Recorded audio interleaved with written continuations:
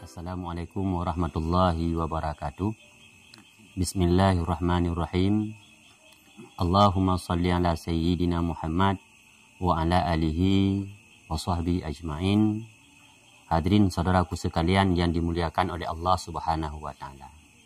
Sebagaimana biasa, kita di setiap tayangan hanyalah membahas seputaran pengobatan.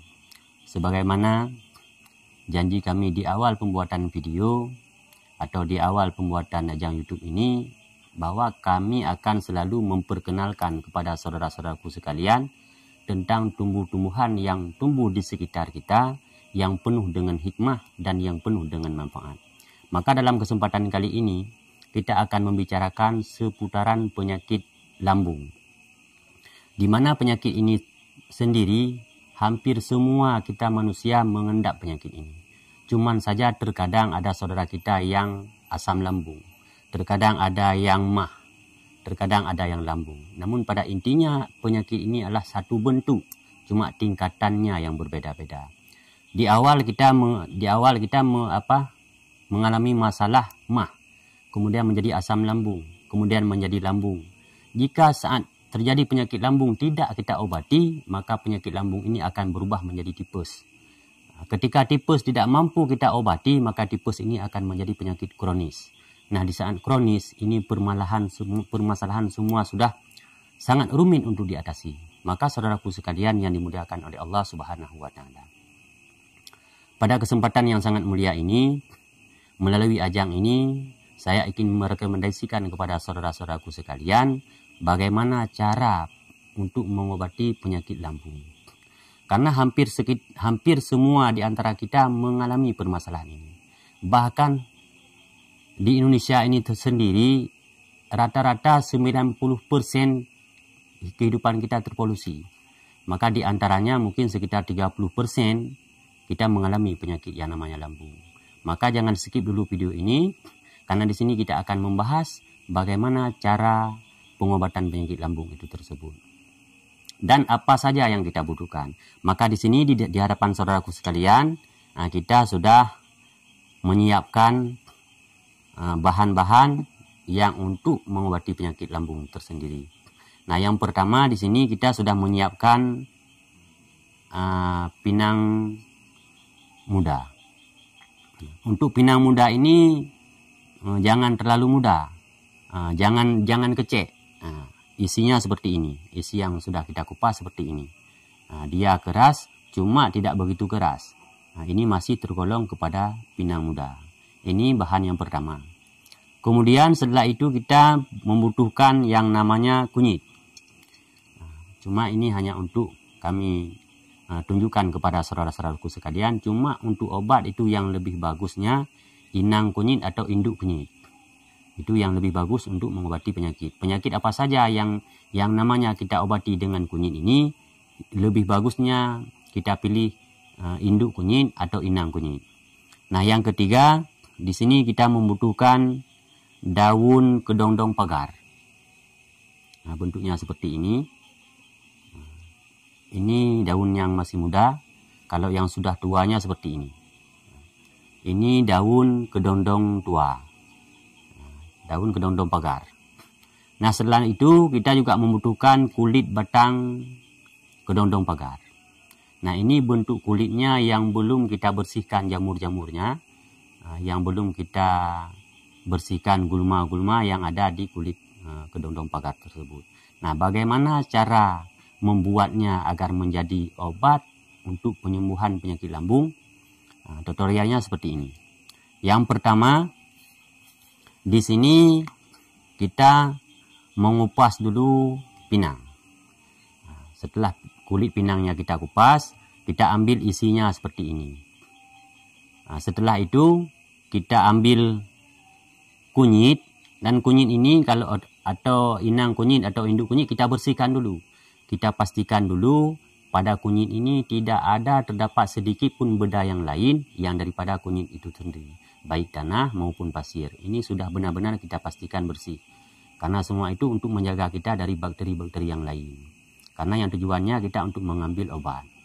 Nah, setelah itu kita ambil daun kedondong pagar, dan juga kita pastikan bahwa di setiap daun ini tidak ada suatu pun yang selain daripada daun tersebut, dan kita bersihkan, kita pastikan dengan benar-benar bersih. Kemudian sementara untuk kulit batangnya, setelah kita ambil seperti ini juga kita bersihkan. Kita bersihkan jamur-jamurnya, kita bersihkan seperti ini. Hingga tidak lagi nampak ada sedikit pun jamur pada kulitnya. Inilah yang akan kita gunakan. Setelah benar-benar bersih seperti ini, kita cuci dengan air bersih. Kemudian semua bahan ini yang terdiri dari pinang, kunyit, daun kedondong, juga kulitnya, ini kita rebus. Kita masukkan ke dalam panci, atau kita masukkan ke dalam wadah. Kemudian kita isikan air 1 liter air. 1 liter air. Kemudian kita panaskan hingga mendidih. Dan setelah mendidih, kita tunggu airnya tinggal setengah. Kalau misalkan di awal kita merebus bahan-bahan ini dengan kadar air 1 liter atau 1000 mili, kita pastikan air itu tinggal 500 mili atau setengah liter. Baru kita angkat, kemudian kita tunggu sampai dingin, itulah baru kita konsumsi. Adapun cara konsumsinya sendiri, ini kita konsumsi di pagi hari. Di pagi hari, baiknya sebelum kita makan sesuatu yang lain, baik nasi dan barang sebagainya. Sebelum kita makan sesuatu, kita minum dulu kadarnya seperti ini. Setengah gelas, atau ini lebih kurang sekitar 50 mili. Nah, ini cara konsumsinya. Ini setiap pagi sebelum kita konsumsi sesuatu yang lain. Nah, inilah saudaraku yang dimuliakan Allah Subhanahu wa Ta'ala. Inilah cara memanfaatkan tumbuh-tumbuhan yang tumbuh di sekitar kita untuk menjadi obat, untuk menjadi penawar sebagai pengobatan penyakit lambung. Insya Allah, jika kita konsumsi ini setiap waktu, paling tidak 7 hari berturut-turut, insya Allah saudaraku bisa merasakan perbedaan yang sangat luar biasa dengan berkat izin Allah Subhanahu wa Ta'ala. Namun pada malam yang sangat mulia ini kami sedikit terharu. Karena pada malam ini, gimana kami ingin menunjukkan, ingin membicarakan tentang penyakit lambung ini. Namun di malam ini Allah menganugerahi kami, yaitu dengan kunjungan tamu, yaitu pada malam hari ini kita dikunjungi oleh tamu.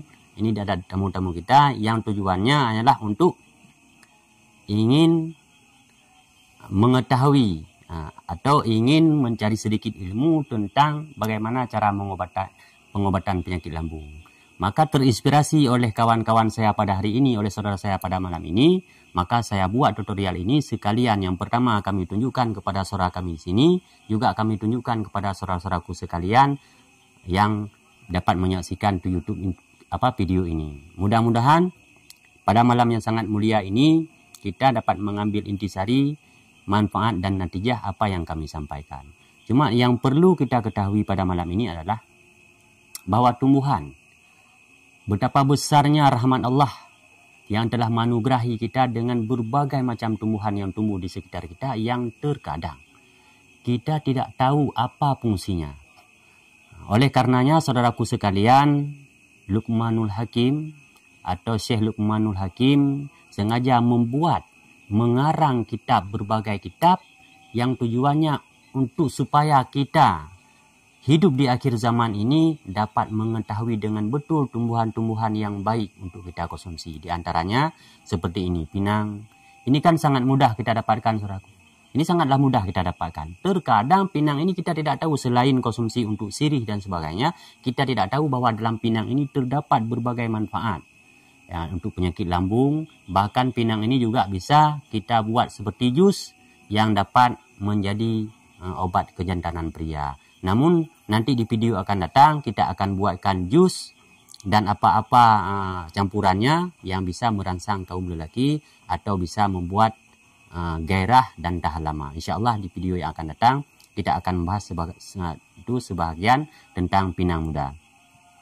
Begitu juga dengan daun kedondong pagar ini. Ini hampir setiap desa, hampir setiap tempat ada. Lebih-lebih di tempat yang banyak pasirnya, atau di pinggiran laut, atau di hutan, atau di desa-desa. Hampir semua desa kedondong pagar ini ada. Cuman hanya saja sebahagian daripada kita, bahkan hampir semuanya, kita tidak tahu apa manfaatnya. Dan pada malam yang sangat mulia ini, pada video ini sengaja kami buat tayangan ini untuk saudara-saudaraku sekalian, agar semua tanaman-tanaman yang tumbuh di seputaran kita dapat kita manfaatkan sebagai pengobatan herbal. Yang insya Allah, sebagaimana yang kami tayangkan pada video ini sungguh tidak ada efek. Tidak ada efek samping. Yang kena penyakit lambung, yang kena penyakit wasir, bahkan yang kena penyakit apa saja dengan konsumsi ini tidak ada pengaruhnya, tidak ada efeknya. Insya Allah semua penyakit bisa juga mengobati. Cuma yang khusus seperti apa yang kita bicarakan tadi, yang khususnya ini adalah untuk penyakit lambung. Tapi kalau untuk tingkatan penyakit kronis atau tipes, ini tentu kita membutuhkan benda-benda yang lain. Tapi di video yang akan mendatang, insya Allah juga akan kita buat berbagai penyakit. Yang namun di dalam video kami selalu akan merekomendasikan tumbuh-tumbuhan yang tumbuh di sekitar kita, yang bermanfaat untuk kita semua. Cuman saudaraku jangan lupa, sebagaimana di video-video saya sebelumnya, bahwasanya pengobatan ini bukanlah bentuk daripada sebuah penyembuhan. Pengobatan ini hanyalah bentuk daripada ikhtiar kita kepada Allah. Karena yang menyembuhkan kita dari berbagai penyakit itulah Allah Subhanahu wa Ta'ala. Maka oleh karenanya jangan lupa untuk berdoa. Selain konsumsi obat, tetaplah berdoa. Sebelum kita minum obat apa saja, ucapkanlah Bismillahirrahmanirrahim.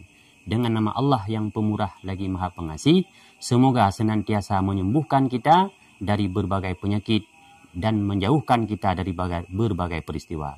Mungkin hanya inilah yang dapat kami sampaikan lewat ajang ini. Lebih dan kurang kami mohon maaf, lebih-lebih jika terdapat kesalahan. Hanya sekian, wassalamualaikum warahmatullahi wabarakatuh.